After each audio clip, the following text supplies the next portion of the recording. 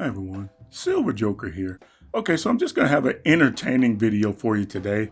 I'm going to show you guys how I buy constitutional silver start to finish, from making a list to determining how much I want to spend and actually going down to my local coin store and making the purchase. I think you'll find it entertaining, maybe a little bit interesting, and hopefully a little informative. So if you're interested in any of that, stick around.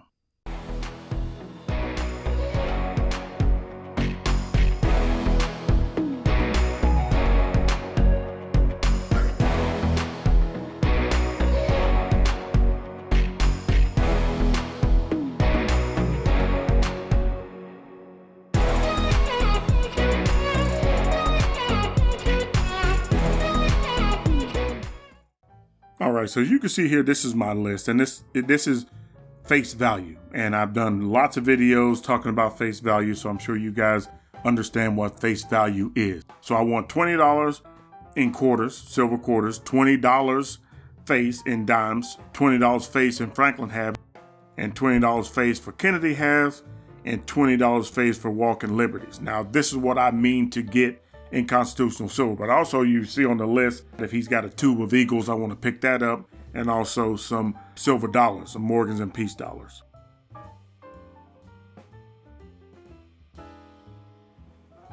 All right, so as you can see on this particular day, Phil down at Franklin Street Coin had a ton of constitutional silver. Now, many of you who buy constitutional silver on a regular basis like I do realize that this has to be an older video because it's hard to find constitutional silver in this quantity pretty much anywhere. At least it is for me, and from what I gauge from the comments that are left on my videos, everybody's having a hard time finding constitutional silver in the amounts that we're used to being able to buy it at. It's become extremely popular. It's no longer junk silver, even though it's still called that. It is absolutely premium, and I would say it's even ultra premium. In the last 2 or 3 years, constitutional silver has really exploded in popularity and value. But really for me, the joy of going to my local coin store and finding, quantities of any kind of silver that I'm looking for. I love the generic bin. I made a whole video about that generic bin, and if I can find it in my archives here, I will leave a link to that video, but I love the generic bin. The generic bin to me is like treasure hunting. A lot of the coin stores that I go to, they no longer have a generic bin.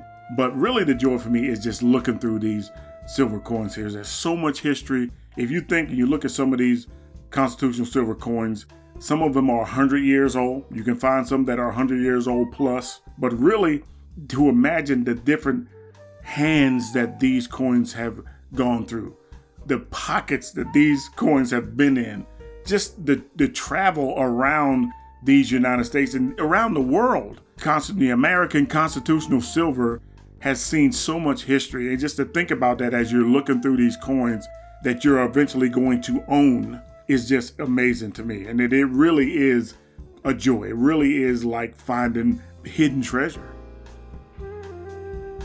Now for me, when I determine an amount that I'm going to spend for a particular type of silver, say generic silver, your premium silver like Eagles or Maple Leaves, and then your 90% silver, I'm going to spend that amount for it. But this is also the case for me. If I go down to buy, let's say I'm going to spend $500 for constitutional silver, if they only have maybe $25 worth of constitutional silver, I'm still going to spend that $500 on other things. Either it's generic or premium, bars, rounds, whatever it's going to be, I'm going to spend that amount for silver. For me, it's really about adding that weight to my stack. Now, I find a lot of joy in the search, in the hunt, in the shopping for silver. There's a lot of joy in that for me. But the bottom line is getting that weight into my stack. And so I love to find unique coins, rounds, bars. I love to find those things, but I'll spend whatever the amount that I've determined to spend on just basic generic silver. I'll spend every dime that I've determined that I want to spend on whatever that's physical silver. I mean, I want to convert that fiat cash into proper money, which is for me, physical silver. All right, so as you can see on this particular trip, I found most of the constitutional silver that I was looking for. And the total amount for that, well, we'll get to that in just a minute, but this is what I got. I got $19.50 face in Kennedy halves. I got $6.50 face in Walking Liberties. $7 in Franklin halves. $1.50 in silver dimes, and I got some really nice Barber dimes and some Mercuries in there along with some of the Roosevelt dimes. $7.50 in Standing Liberty quarters, and I got some pretty neat Standing Liberty quarters too. And I also picked up this extremely cold Standing Liberty, and it's got some kind of weird toning on there. It's almost black, but I got this just for grins and giggles. This was just thrown in there because, I pretty much wiped him out of constitutional silver on this day. And then I got $58 in silver quarters, and there's all types of quarters. There's your Standing Liberty quarters here, like I said, and then I think there's even a few of the Barber quarters in here, but $58 face in silver quarters. And if you do the math on that, that totals out to $100 face in constitutional silver. And on this particular day, I paid $1,625 for $100 face. And, that's very easy to do the math there. Comes to $16.25. So